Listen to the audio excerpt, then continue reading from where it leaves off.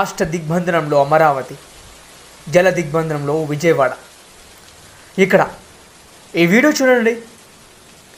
శుక్రవారం కురిసిన వర్షంకి విజయవాడ 100 ఏళ్ల చరిత్ర రికార్డు స్థాయిలో వర్షం పడింది. ఇప్పుడే చుట్టూ జల దిగ్బంధనంలో కాలనీలు. ఎడతెరుపులేని ఈ భారీ వర్షాలకు రాష్ట్రం అతలాకుతలమైంది.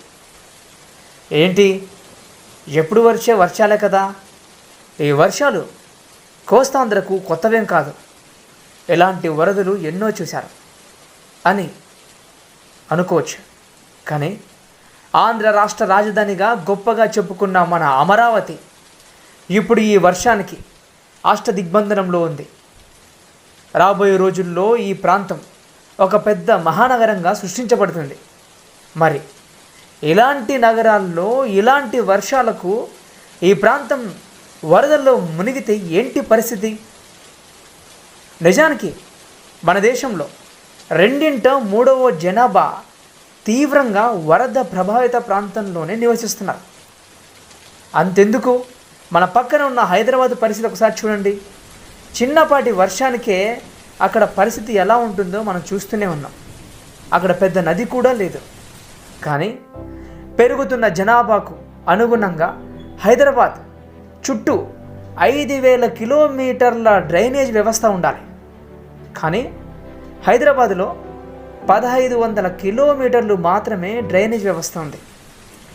అక్కడ చిన్నిపాటి వర్షానికే రోడ్లు ఎలాంటి పరిస్థితిలో ఉంటాయో మనకు తెలిసిన విషయమే. కాలువలు పూడికతీతలు కానీ సైతం అక్కడ సక్రమంగా ఏ పనులు కూడా జరగవు. అంత పెద్ద మహానగరంగా చెప్పబడుతున్నటువంటి హైదరాబాద్ నగరంలో ఎటువంటి మాస్టర్ ప్లాన్ లేని డ్రైనేజ్ వ్యవస్థ ఉంది. అందువల్లే అక్కడ చిన్నిపాటి వర్షాలకు రోడ్లంతా జలమైపోతున్నాయి.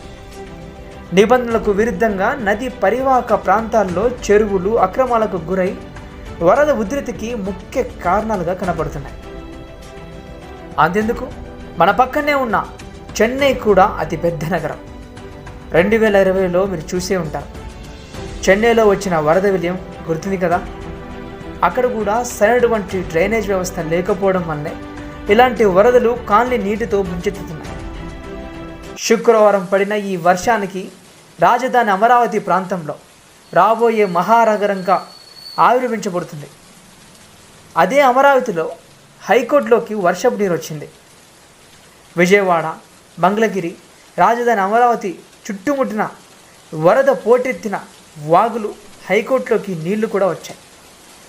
రాబోయే కాలంలో మహానగరంగా రూపుదిద్దుకొని పోయే అమరావతికి ఎటువంటి పరిస్థితి రాకూడదు అనుకుంటే ముందస్తు ప్రణాళికబద్ధంగా నదీ పరివాహక ప్రాంతాలు, చెరువులు అటువంటి ప్రాంతంలో ఎటువంటి భారీ కట్టడాలు కట్టకుండా చూసుకోవాలి.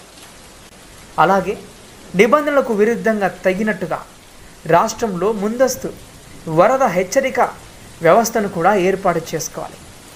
ప్రణాళికాబద్ధంగా రాజధాని కట్టుకోకపోతే రాబోయే మహానగరంగా మన అమరావతి ఉండబోతుంది. కాబట్టి ఇలాంటి పరిస్థితులు మనకు జల దిగ్బంధనమయ్యే పరిస్థితులు వచ్చే అవకాశాలు ఎక్కువగా ఉన్నాయి.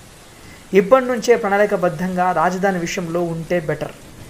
లేకపోతే సింగపూర్ లాంటి మహానగరంగా మనం కట్టుకుంటున్నామని ప్రతి ఒక్క రాష్ట్ర ప్రజలకి అందరికీ తెలుసు. సింగపూర్ ఏమో కానీ స్విమ్మింగ్ పూల్ లాంటి రాజధాని కట్టుకునే పరిస్థితి వస్తుందేమని భయం వేస్తుంది. ప్రణాళికబద్ధంగా రాజధాని లేకపోతే ప్రతి ఏటా వర్షాలకు వచ్చే వరదలకు మునగడం ఖాయం. జై హింద్, సత్యమేవ జయతే, వందే మాతరం. చల్.